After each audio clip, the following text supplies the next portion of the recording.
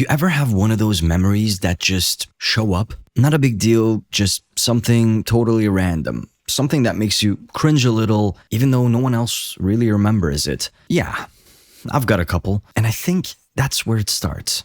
With Vecna. Not with the upside down, not with some faceless monsters in the walls. With a memory.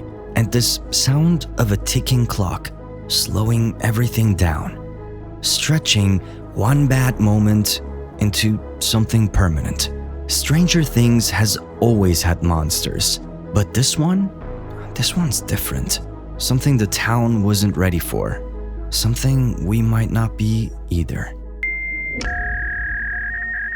So here's what really disturbs me with Vecna. While every other creature has a physical shape, a clear attacking moment like jaws opening, a tornado approaching, Vecna doesn't have an image. Not at first. He's more like, imagine one of those, diseases. You find out that you have it, which means it's already too late. There is no cure. So way before anyone starts to float or their bones snap in two, they just simply feel bummed out that day. Like they get quiet all of a sudden, start to zone out. And I mean, we all had one of those days, just a normal looking day where you feel meh, that's it. But with Vecna, you don't get to feel better the next day. It slowly grows stronger. The soon-to-be victims look like they're just having a déjà vu moment or seem super tired. But what's really happening is they're remembering. Chrissy, Max, all of them. They start reliving this one horrible thing they never dealt with or never even had the chance to deal with. And it wears them down. Try remembering a random memory you had. Really try and force yourself to picture all of the details. The frames just floating in front of you like a stop motion movie. And now imagine you did that, but with a memory you don't really like to remember, want to remember, that you've worked hard to forget. And now it just keeps playing in your head, looping endlessly. It's exhaustive. Honestly, that's so much worse than getting chased by a Demogorgon. At least with the beast, it just rips you apart. And no, I'm not saying that's any more pleasant. Just that one is over quick. You see it and bam, you're gone. Unless you're the main cast. With Vecna, he tortures you without you even realizing it. Worst part is, you think it's harmless, just a bad day. So you don't talk about it. Not really to your friends, not to anyone that cares about you. So this sensation that they're experiencing, right? Odds are you've experienced it at some point in your life. It's this random urge of dread. You look around and suddenly you just don't feel like you belong there. You feel the overwhelm, almost about to start crying, and then it just suddenly slips away back into wherever it was hiding before. And you take a deep breath and you just move on with your day. Yeah, that's where Vecna lives. Down there where we put the memories we don't really want to remember. The sad ones, ugly ones. And we just live on. You can picture Vecna on a little boat fishing down there in that hidden place to see if he can hook a memory painful enough to damage you from the inside. And what's so messed up about all of this is that these are your memories, private, personal. And now someone else is looking, touching, feeling them without your consent. And by the time you hear the clock, you're not even there anymore.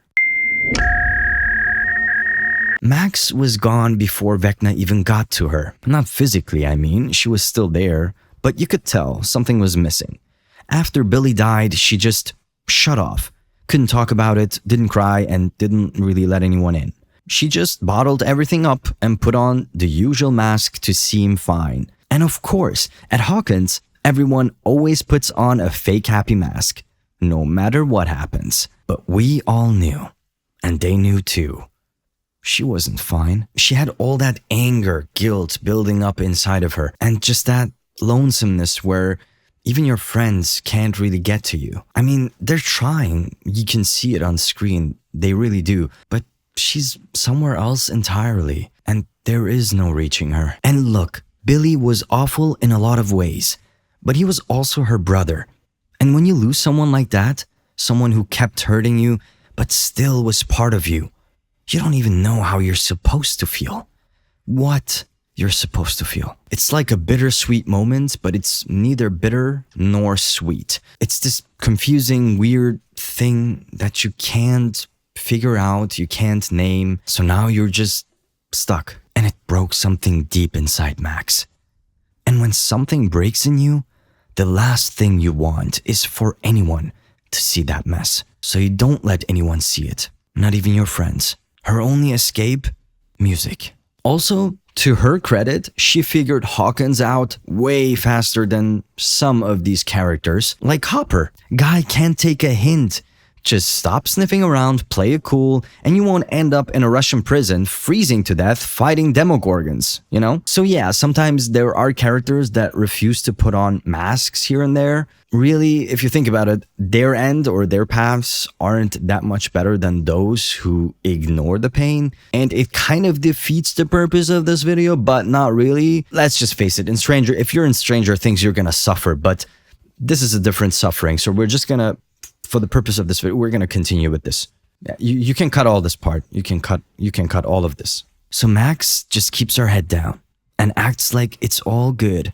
And sure enough, Hawkins helps her blend away the pain. But then, Stranger Things noticed. It realized what the habitants of the show were doing. Putting on a mask of calm when things are falling apart, lies all over the place. Something had to be done. That's where Vecna comes in. And we'll talk more about that in a minute. But this sort of energy, the one Max hid, that deep psychological pain full of unknown feelings, could not go unnoticed. For Vecna, this is like the most delicious part of his meal. The little droplet of salt on his omelet that tastes a tad more salty, but just right. The sweet melted chocolate at the center of his brownie that just runs down his warm spoon. Great, now I feel hungry. So of course he notices. And he takes that memory of Billy, smears it with guilt and agony, and feeds it back to her. Here's what's terrifying. Max couldn't fight it, not right away. She stood there, frozen, listened, felt it, and let it happen. And yeah, eventually she starts running and manages to get out. But it doesn't matter. Vecna already got what he wanted. Whatever was left in her that kept her going is now gone, shattered. This escape wasn't an act of mercy, more like the show whispering, run all you want. The truth always catches up. And Max is still in there, trapped in a memory. Yup, Stranger Things needed a reality check. Hawkins was built on lies. People who kept living in this fantasy world where at the end of the day, whatever happened was just a bad dream. So let's live happily ever after. Imagine the town has this huge basket. Every time something awful happens, they just toss it in there. People are dying, into the basket. Houses are burning down, toss it into the basket. Don't talk about it. Don't try to process it. Always into the basket. And this basket just kept on stacking and stacking. And with Billy, it finally cracked. And everything inside it just started spilling on the floor. When the town needed a hero to save the day, they brought in 11. When they needed a friend to help defeat evil, they called upon Eddie. By the way, I feel like the opportunity to play an Iron Maiden song during this scene was wasted. And I'm not saying wasted years wasted, but, you know, because Eddie is their mascot. And Metallica is cool and all, but just saying. And now that the town had a leak of this fake calm and bottled up pain spilling out, it needed absolution. It needed a sort of local priest, if you like. Someone to cleanse the sins once they were confessed. A very bad one, mind you, but still. And this local priest? Vecna. He doesn't see what he's doing as murder. He believes he's fixing something, helping, purifying. At first, he just wants your truth, to guide you toward it. But then he pushes and keeps pushing until that's all you are.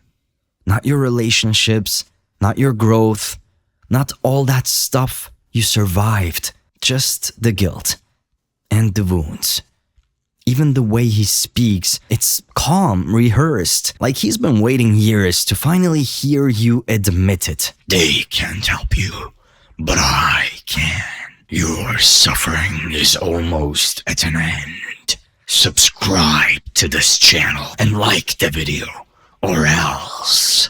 Vecna, no, we talked about this. We only want people to subscribe and like the video if they thoroughly enjoyed the video. I don't want you to threaten my viewers. Now be gone, vile man. Sorry about that. That was ugly. I just brought him here for the voiceover and he got ahead of himself. Will never happen again. What was I saying? Yes, he talks like this holy priest doing you a favor. Cool. Thanks, Father Vecna. Can't wait for my brain to snap open like a fortune cookie. Okay, but here's the disturbing bit. He's not entirely wrong because he doesn't just choose his victims randomly, right? He picks the ones that are truly suffering but refuse to show any signs. He takes their most vulnerable memory and weaponizes it against them. He shows his victims their pain and says, "See, this is who you really are. Not the version you show your friends, not the one that's trying to forget. This." And that's why Vecna sticks. He doesn't force himself into your mind. You let him in. Just the idea of, yeah, maybe I deserve this is enough. And you don't even have to say it out loud. Vecna doesn't possess anyone that's not already being possessed by their own guilt. He just shapes it a little and floats them and breaks their entire bone structure and then kills them. Yeah, that too. But here's the mistake Stranger Things made. You can't just call upon a dark entity and expect it to behave. Vecna was brought to do a little cleanup, like getting rid of the new sympathetic character, put on a good fight, and then disappear like the rest of the monsters. However, it got out of hand. He wasn't ever supposed to make it out of the writer's room. But how do you erase something that knows your deepest secrets? So he decided to take matters into his own hands. He knew that even if the basket's now emptied and fixed, no more leaks, the town would never change. They'll just keep smiling through it like they always have. And the only way to truly heal this place and stop the denial is by burning it all down. Vecna survived because he's not just a villain. He's the part of you that never left. And okay, so here's what it's like to feel a sort of mini Vecna. You're just sitting there doing whatever, and then suddenly, out of the blue, this memory comes into your mind, totally unexpected. And you're like, oh, okay, yeah, so that happened. You kind of just sit there for a little bit thinking about it. It doesn't have to be an embarrassing memory. It doesn't have to be a scary or a sad one. It's just a memory that you had forgotten. But it kind of keeps you in that place, right? The time kind of stops. It doesn't move on anymore because you're not doing the thing that you were doing. You're just thinking of that memory. And then you just go on with your day. It's like over. The memory just slips back. It was a moment of, oh, yeah, snap. And then it's gone. So this is kind of a mini Vecna, you could say. And if you were to bring the real Vecna, he would just make you repeatedly remember that memory until you can't really see, hear, or breathe anymore. And sometimes that might be the case. Sometimes we get overwhelming emotions of memories. We can't really delete the things that happened. If it's a really strong memory, it's hard to let it go. And that's exactly the horror Stranger Things finally dared to tell. Not some demo dog or mind flayer nonsense, which is cool and all, but also just meh. But instead, this. What happens when the thing haunting you is already part of you? Memory doesn't just fade away in silence. It reshapes you. And even when you survive it, it still wants to be known. Sure, you could act all cool about it, scroll, eat, distract, and forget. But at some point, you might hear the clock And then the images start to come back. Don't worry, it's not here to hurt you, but to show you that healing was never the same thing as forgetting. Vecna's still out there, not just in Stranger Things, but also in you, in me.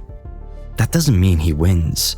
At least now, we know what it feels like. And next time the clock ticks, maybe we don't have to run.